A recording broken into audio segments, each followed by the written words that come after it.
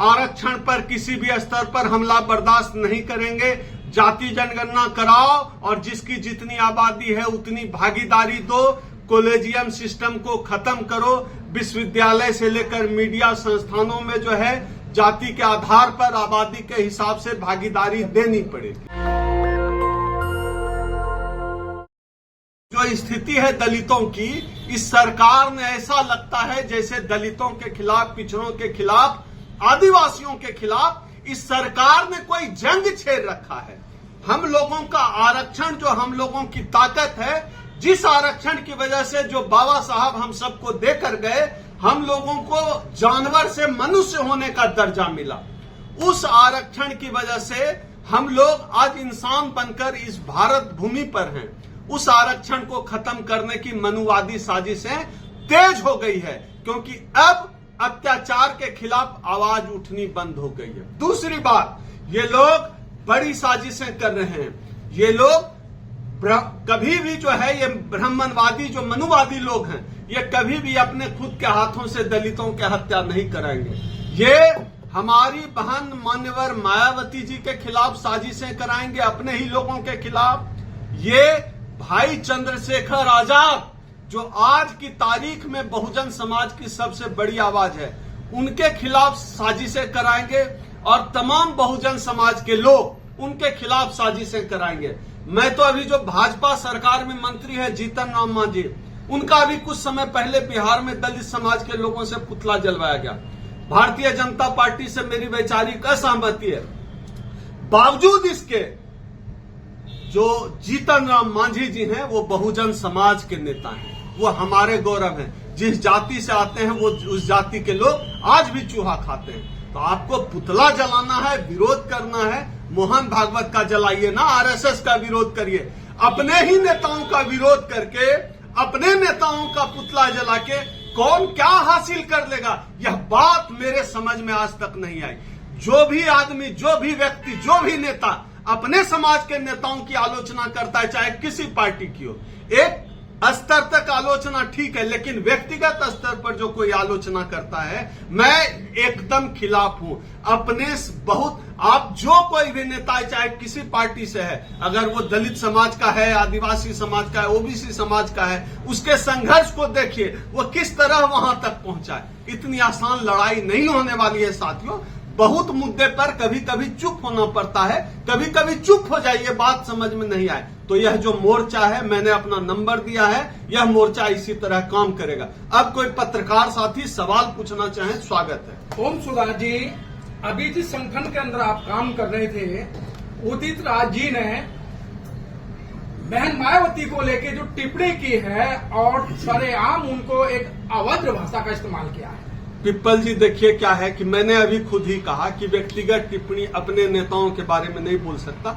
संगठन से जुड़ी हुई कोई बात हो, कोई भी नेता हो, चाहे किसी पार्टी में हो, वो ठीक नहीं है, किसी को नहीं बोलना। सर, जितने भी सवाल ये है कि वही घूम फिर के सवाल आ जाता है जब कोई भी नया संगठन बहुजन समाज में बनता है कि पहले से बहुत ज्यादा संगठन है, तो नया संगठन मैंने शुरुआत में ही यही कहा कि ये संगठन नहीं है, यह मोर्चा है। तमाम संगठन एक जगह आके इस मोर्चे को मजबूत करके अपनी बात करें। अभी पीछे आपकी क्या प्राथमिकताएं रहेंगी? आजाद जी से हुई थी, तो ये माना जा रहा था कि शायद ओम सुराज जी बीमार नहीं या आजाद समाज। मैं आजाद समाज पार्टी से जुड़ा हुआ हूं, भाई चंद्रशेखर से भी जुड़ा हुआ, लेकिन ये मोर्चा अलग है। हमारे और भी कई फ्रंट, कई आरएसएस एक फ्रंट पे बैटिंग नहीं करता है, कई मोर्चे खोल रखे होते हैं। ये हमारा इसमें मूलतः जो है, जो खास तौर पे जो कर्मचारी वर्ग है, उनको भी जोड़ना है।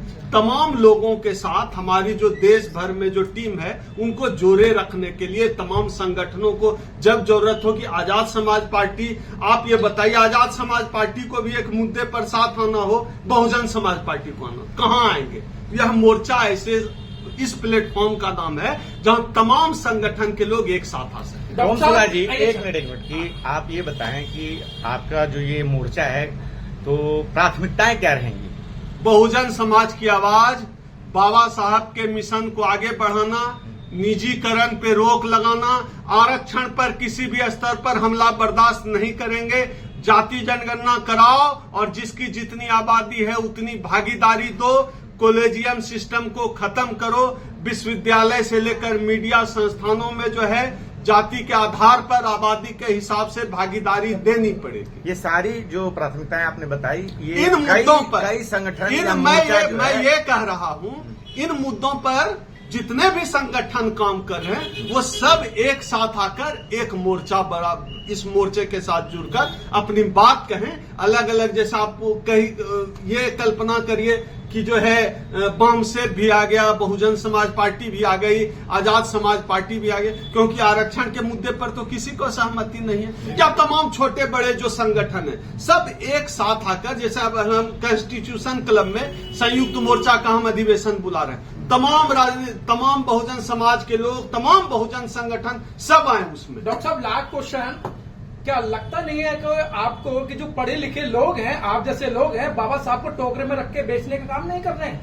अब देखिए, मेरा तो सामाजिक जीवन में मनोज पिप्पल जी, सामाजिक जीवन में ये मेरा 22वां साल है।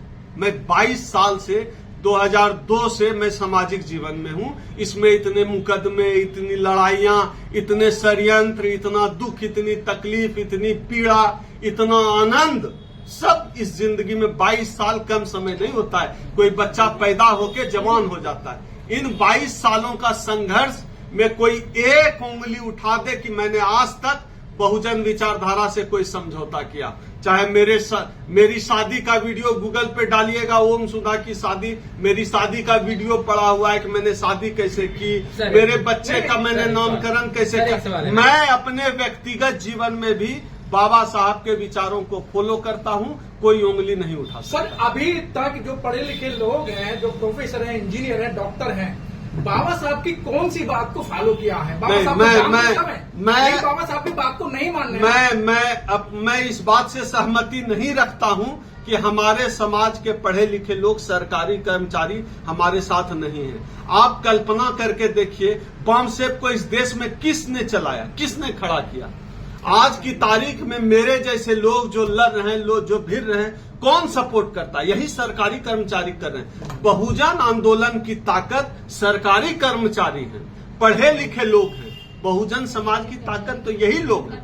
इनके बिना हम कुछ भी नहीं, इनके बिना हम आगे ही नहीं बढ़ पाएंगे। हमारा जो है, कोई पूंजीपति होता है क्या? कोई अडानी अंबानी फंडिंग करता है क्या? कहां से पोस्टर बैनर छपवाएंगे? सर, एक सवाल है, आप कह रहे हो कि मोर्चा खोला है, लेकिन आपके मोर्चे में क्यों लोग जुड़ना चाहते हैं? मोहम्मद मेसराम ने ऑलरेडी कई मोर्चे खोल रखे हैं, उनके साथ भी संगठन चला रहे हैं, आप में क्या खास है? ये अंतर यही है कि जो मोर्चा कोई संगठन बनाता है वो संगठन का हिस्सा होता है। ये किसी संगठन का हिस्सा नहीं है। ये मोर्चा इंडिपेंडेंट काम कर रहा है। नहीं सर, आपने बोला ना कि मैं चंद्रशेखर मेरे भाई हैं और चंद्रशेखर बिल्कुल एएसपी पार्टी है। क्या ये आपका संगठन नहीं, बिल्कुल एसोसिएशन नहीं है।